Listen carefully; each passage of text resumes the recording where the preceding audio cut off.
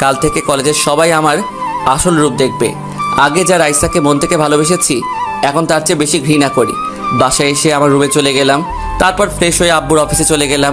সবাই আমাকে দেখে দাঁড়িয়ে গেল। আমি ডাইরেক্ট আব্বুর কেবিনে চলে গেলাম। আরে রাসেল বাবা, তুমি হঠাৎ অফিসে এলে? আব্বু, আমার কিছু টাকা লাগবে। এই নাও কার্ড, তোমার যা লাগে নিয়ে নাও, আর তোমার কাছে কার্ডটা রেখে দিও। ঠিক আছে আব্বু, আমি গেলাম। এখন কোথায় যাবে? মার্কেটে যাব কিছু শার্ট প্যান্ট কিনতে। তাহলে গাড়ি নিয়ে যাও। না আব্বু, আমি রিক্সা নিয়ে যাব। তোমার যেমন খুশি। আচ্ছা, তাহলে আমি যাই। ঠিক আছে, যাও, সাবধানে যাবে। তারপর আমি অফিস থেকে বাইরে এসে একটা রিক্সা নিয়ে মার্কেটে চলে গেলাম। মার্কেট শেষ করে বাসায় চলে আসলাম। তারপর দুপুরের খাবার খেয়ে এসে শুয়ে পড়লাম। বিকেলে ঘুম থেকে উঠে ফ্রেশ হয়ে খেলার মাঠে চলে আসলাম। সবাই বলল, অনেক পরে আসলি কেন? কোনো রকম কথা কাটিয়ে দিলাম। খেলা শেষ করে বাসায় চলে আসলাম। রাতে কিছুক্ষণ পরে খাবার খেতে চলে গেলাম। আব্বু, আমি কালকে গাড়ি নিয়ে কলেজে যাব। এই রাসেলের আম্মু, দেখো তো, রাসেলের মনে হয় কিছু হয়েছে। কি হয়েছে বাবা তোর? আমার আবার কি হবে? আমি ঠিক আছি। তোমাদেরকে যা বললাম তাই করবে, আর সাথে কিছু বডিগার্ড লাগবে। তোমার কি হয়েছে আমি জানতে চাই না, আমি এখন অনেক খুশি। তুমি যেভাবে বলবে সেভাবেই হবে, মাই ডিয়ার সান। আর কিছু না বলে খাবার খেয়ে রুমে চলে আসলাম। তারপর কিছুক্ষণ মোবাইল টিপে ঘুমিয়ে পড়লাম। সকালে ঘুম থেকে উঠে ফ্রেশ হয়ে নাস্তা করে দুইটা গাড়ি নিয়ে বের হলাম কলেজের উদ্দেশ্যে। একটাতে আমি, আরেকটাই বডিগার্ড নিয়ে যেতে লাগলাম। কলেজের গেট দিয়ে ঢুকতেই সবাই অবাক হয়ে তাকিয়ে আছে। এত দামি গাড়ি, সাথে বডিগার্ড নিয়ে কলেজে। প্রথমে বডিগার্ড নেমে আমার গাড়ির দরজা খুলে দিল। তারপর আমি গাড়ি থেকে নেমে ক্লাসের দিকে হাঁটা ধরলাম। সবাই আমার দিকে তাকিয়ে আছে। সবাই ভাবতে লাগলো, আমার এত কিছু থাকতে আমি প্রতিদিন রিক্সা নিয়ে কেন আসি? হঠাৎ রাইসার দিকে চোখ গেল, আমার দিকে এক নজরে তাকিয়ে আছে।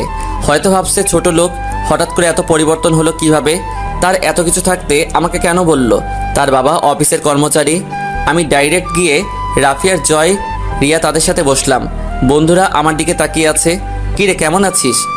আপনি কি ভাই? ওই শালা, আমার সাথে মজা করিস? তুই আমাদের কাছে সত্যিটা লুকালি কেন? জয়, ঠিক বলেছিস। ও ব্যাপার না, আমি চাই তোরা আমাকে ভালোবাসবি, আমার টাকাকে না। আমি তোদের মতো বন্ধু পেয়ে অনেক সার্থক। আমি আমার বাবার ক্ষমতায় চলতে চাই না, কিন্তু এখন দেখি টাকাই সব। টাকার কারণে ভালোবাসা চলে গেছে। তাই এখন রাসেল তার আসল রূপ দেখাবে। ওই রাইসাকে বুঝিয়ে দিব, টাকা থাকলে সব কিছু হয় না। সবই বুঝলাম, কিন্তু তুই এখন কি করবি? প্রথমে আগে ওই আসিফ ছেলেটাকে শাস্তি দিব, তার সব অপকর্ম সবার কাছে ফাঁস করব। তারপর রাইসাকে এমন শাস্তি দিব যেন আর কোনো ছেলের সাথে ভালোবাসার নাটক না করে। তোরা আমাকে জানাবি আসিফ কি করে, কোথায় যায়, সব খবর আমাকে দিবি। আমরা সবাই আছি তোর সাথে, তোকে ওর সব খবর এনে দিব। ঠিক আছে, চল, ক্লাসের সময় হয়ে গেছে। চল। তারপর আমরা সবাই ক্লাসে চলে গেলাম। আমি আর রাফি একসাথে বসলাম। ক্লাসের সবাই আমার দিকে তাকিয়ে আছে। রাইসার দিকে তাকিয়ে দেখি আমার দিকে তাকিয়ে আছে। আমি তাকাতেই রাইসা চোখটা নিচের দিকে নামিয়ে নিল। সব ক্লাস শেষ করে বাসায় চলে আসলাম। রাইসা পুরো ক্লাস আমার দিকে তাকিয়েছিল। কলেজ থেকে বেরিয়ে আসতেই আমাকে পেছন থেকে ডেকেছিল। আমি না শুনে চলে আসলাম। বাসায় এসে রুমে গিয়ে ফ্রেশ হয়ে দুপুরের খাবার খেয়ে এসে একটা ঘুম দিলাম। বিকেলে ঘুম থেকে উঠে ফ্রেশ হয়ে খেলার মাঠে চলে গেলাম। খেলা শেষ করে বাসায় চলে আসলাম। বাসায় এসে রুমে গিয়ে পড়তে বসলাম। পড়া শেষ করে খাবার টেবিলে চলে গেলাম। তখন আম্মু বলল, আচ্ছা, একটা সত্যি কথা বলবি আম্মুর কাছে? আমি কি কখনো তোমাদের সাথে মিথ্যে বলেছি? কি কথা জানতে চাও বলো? তোর হঠাৎ পরিবর্তন কেন, আমাকে বলবি?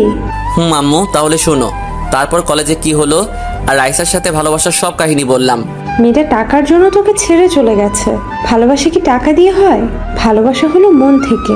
সত্যিকারের ভালোবাসা কখনো টাকা দিয়ে হয় না। ভালোবাসা বিশ্বাস রাখতে হয়। কিন্তু মেয়েটা তোকে চিনতে পারে নাই। তারপর তোকে একটা কথা বলি, মেয়েটাকে চোখে চোখে রাখিস, কারণ কোন সময় আবার ওকে কি করে ঠিক নাই। আম্মু, কিন্তু আমি তাকে আর কোনোদিনও ভালোবাসবো না। তাকে কঠিন শাস্তি পেতে হবে। আমি তো তার কোনো ক্ষতি করি নাই। আমার সাথে এমন করলো কেন?